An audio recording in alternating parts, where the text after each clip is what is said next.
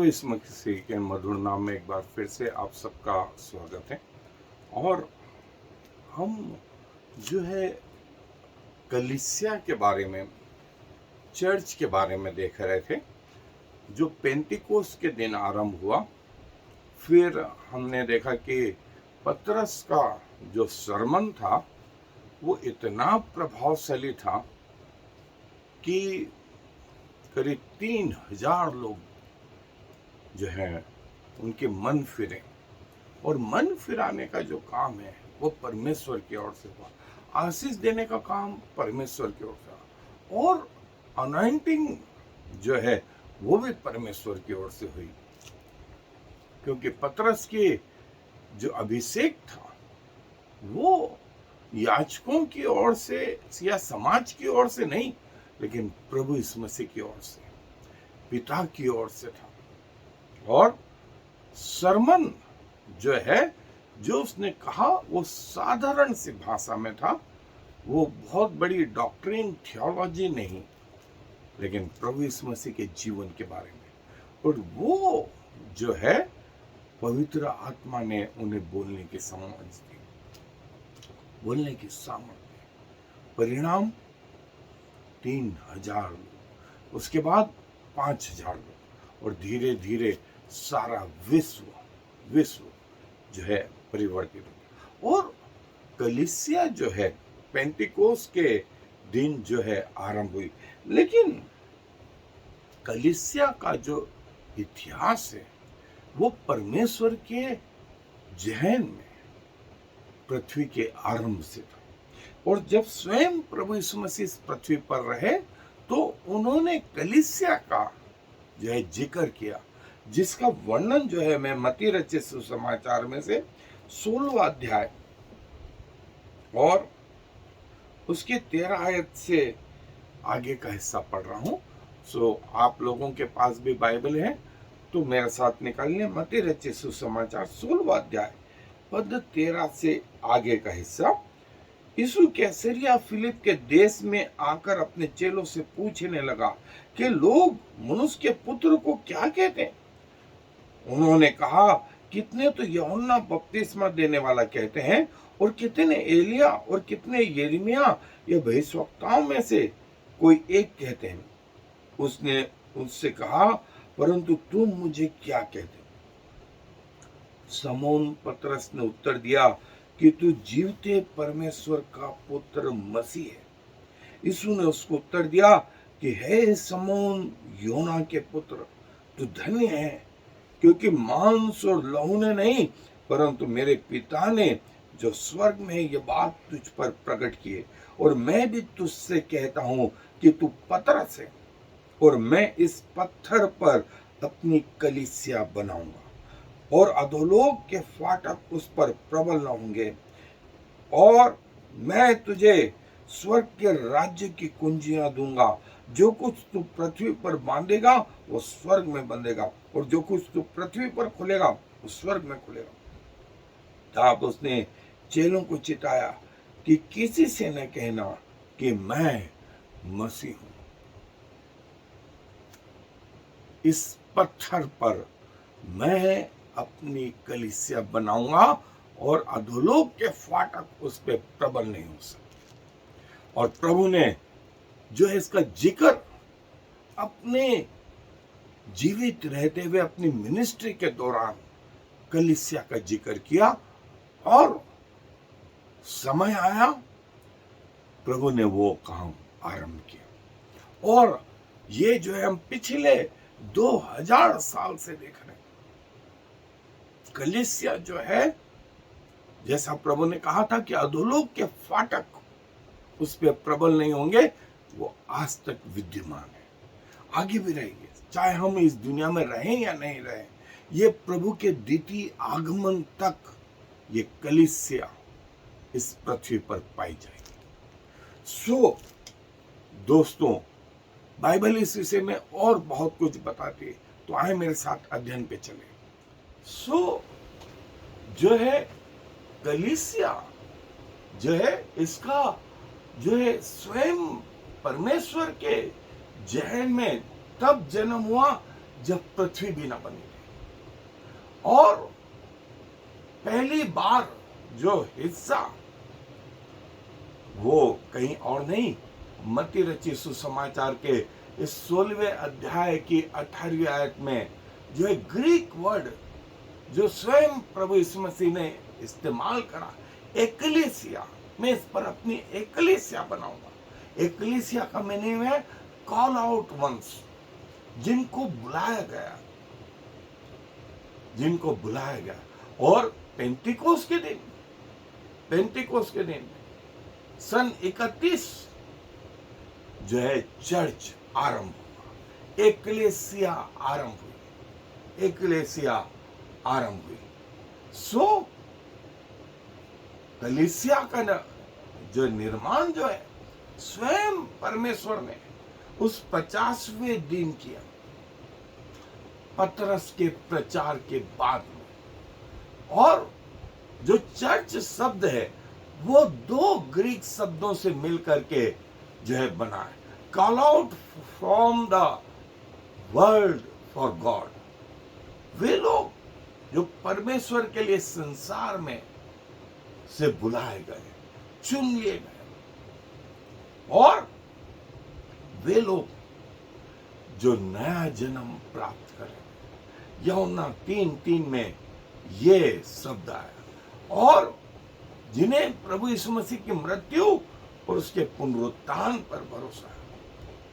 और जो चर्च है, कलीसिया है, इसका जो उपयोग है वो सारे विश्वासियों के लिए, पूरे संसार में जो परमेश्वर पर, प्रभु यीशु मसीह पर विश्वास करते हैं, उन सब के लिए उपयोग में आता है। ये इफिसियों और कुलिसियों के पत्र में ऐसा लिखा हुआ है। और जो है, जैसा हमने देखा कि स्वयं प्रभु यीशु मसीह ने मत्ती रचित सुसमाचार में कहा कि इस चट्टान पर मैं अपनी कलीसिया बनाऊंगा, अधोलोक के फाटक इस पे प्रबल नहीं होंगे। जो चट्टान, जो शब्द है वो पीटर, पतरस, और ये परमेश्वर ने तुझ पे प्रकट करा, ये मांस और लहू ने तुझ पे प्रकट नहीं करा। जो कुछ तूने अभी उच्चारा है पतरस, ये तेरी ओर से नहीं, ये पिता की ओर से। और इसीलिए जो है 2000 साल बाद भी आज भी कलीसिया जिंदी है, जिंदा कलीसिया है। और प्रभु ने कहा था मैं अपनी कलीसिया इस पे बनाऊंगा, और पवित्र आत्मा जो है जब तुम पर आएगा, तुम ठहरे रहना यरूशलेम में। और ऐसा ही हुआ, ऐसे ही हुआ। प्रभु के जी उठने के 50वें दिन, उनके स्वर्गारोहण के 10 दिन बाद ये जो है बहुत बड़ा कार्य इस पृथ्वी पर हुआ, बहुत बड़ा कार्य इस पृथ्वी पर हुआ कि परमेश्वर ने स्वयं ने अपने लोगों को जो है पवित्र आत्मा से भर दिया। 120 लोग, 120 लोग, और यही जो है अन्य अन्य भाषा बोलने लगे। इनकी सुन करके जो लोग इस पेंटिकोस के पर्व पे यरूशलेम में आए थे, वे लगभग विश्व के हर देश से थे। वे अपने अपने भाषाएं सुन रहे थे।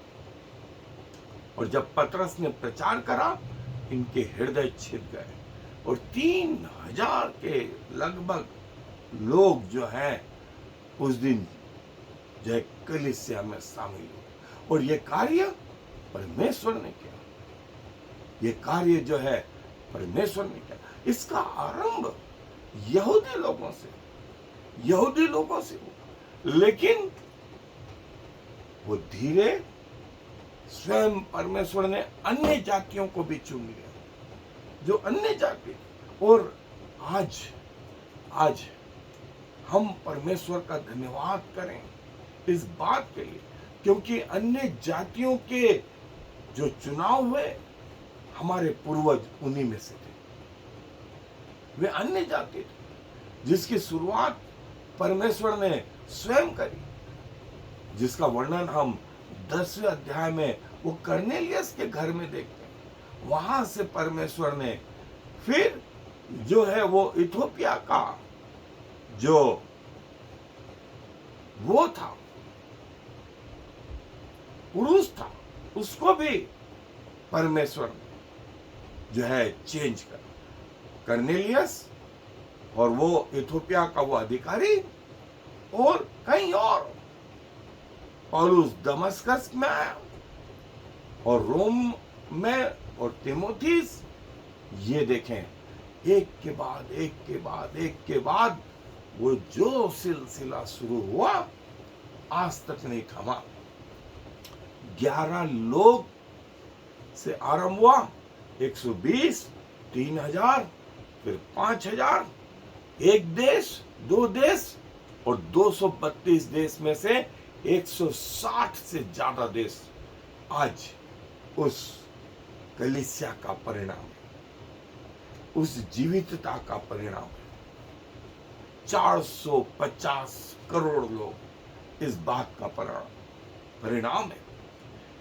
यदि वो कथा कहानियां होती, वो मजाक होती, वो हवा में एक बात होती, तो शायद वो उसी समय खत्म हो जाती। लेकिन जो है कलीसिया 2000 साल से आज तक जिंदा है और आगे बढ़ती ही जा रही, आगे बढ़ती ही जा रही। ये कलीसिया का इतिहास है, ये कलीसिया का इतिहास है जिसे परमेश्वर ने आरंभ किया। स्वयं प्रभु यीशु मसीह ने जिसका जिक्र करा, और पवित्र आत्मा ने अपने सामर्थ्य इन पे उंडेली, और जो परिवर्तन हुआ उसे हम आज भी महसूस करते, आज भी महसूस करते।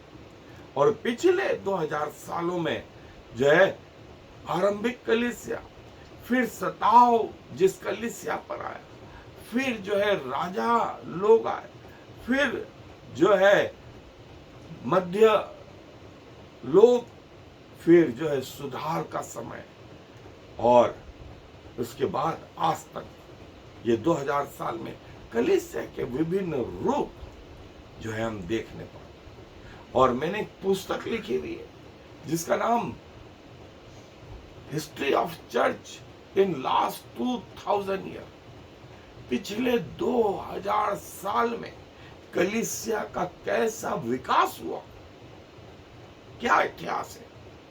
आप इसको जो है अमेज़न पे या फ्लिपकार्ट से बुला सकते हैं, पढ़ सकते हैं, आप आनंद से भर जाएंगे, आनंद से भर जाएंगे।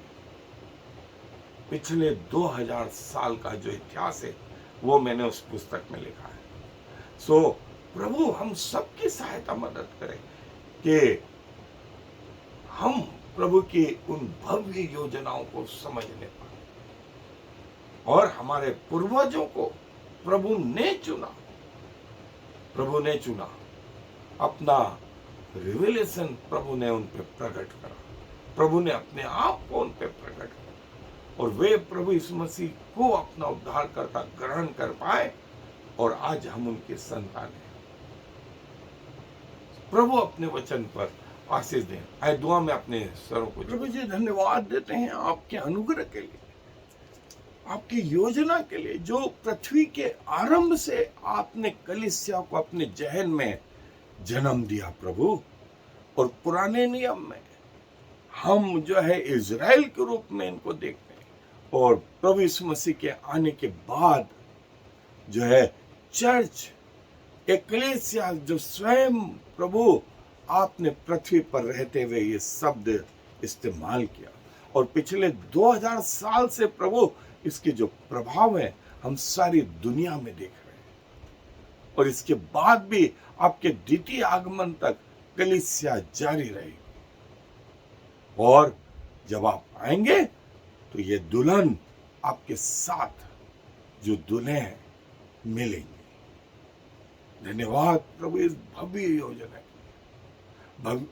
इस भव्य योजना में हमें शामिल करने के लिए हम दिल से धन्यवाद देते हुए इस विनती को प्रभु यीशु मसीह के नाम से मांग लेते हैं। आमीन। I am the Lord. There is no other God. I have prepared you even though you do not know me. So all the world from east to west will know there is no other God. I am the Lord, and there is no other.